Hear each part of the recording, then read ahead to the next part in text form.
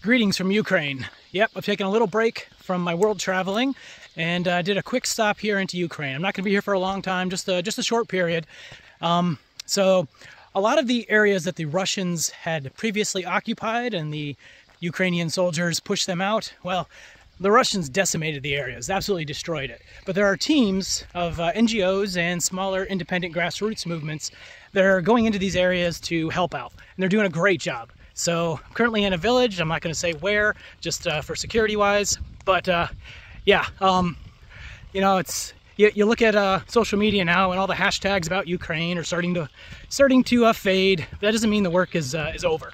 There's a lot of these villages were absolutely decimated. So that's what the teams are doing here, trying to make things a little bit better for the long term, because that's what it's going to take. So thanks for your support of Ukraine, because the war isn't over yet and the reconstruction will continue.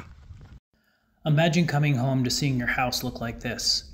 Driving through the village, you can see the devastation that the Russians have done when they invaded Ukraine in late February of 2022. As they approached cities and villages, they showed no mercy. They targeted every residence, farmhouse, henhouse, and outhouse. Not a single building was unscathed.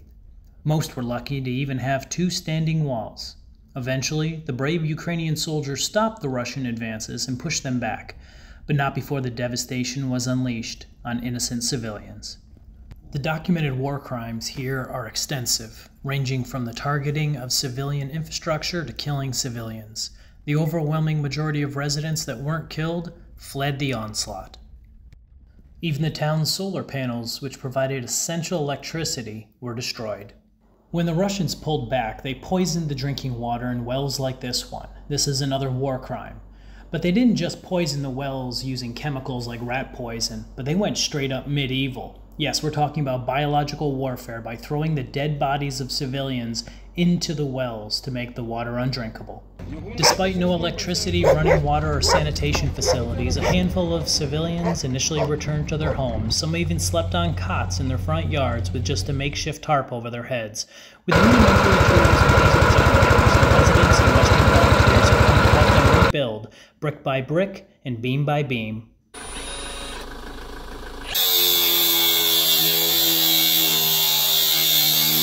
Here we have an example of the progress of one of the buildings that the residents requested to be rebuilt. It's a garage with a wood-burning stove. It serves an important purpose for providing shelter during the upcoming brutally cold Ukrainian winter. This is what's left of their church after it was targeted in yet another war crime.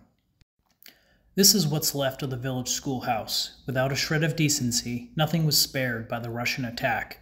In time, this building too will be rebuilt, and the young children will return to not only learning, but also to being kids again, without the specter of war.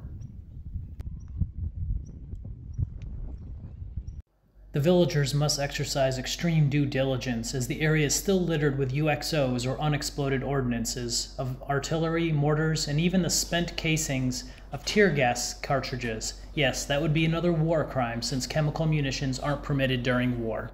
This is what a house looks like after a direct strike from a tank shell. With the autumn weather comes rain, often referred to as rasputitsa, which means that without roofs, the interiors of these houses get flooded, and what is left of the interior suffers from extreme water damage. The coalition team is working together to quickly get the roofs up. From the top of the building, we can see the devastation of the entire village. With Ukrainians and Westerners alike, we've ripped off what's left of the roof and are slowly putting another roof back on to this house, hopefully before the major rains hit in the coming days. Here are a few examples of some of the fine work that the villagers and Westerners have done. Despite the shadow of war directly overhead, life must go on, and from the ashes, parts of Ukraine will literally be rebuilt from the ground up.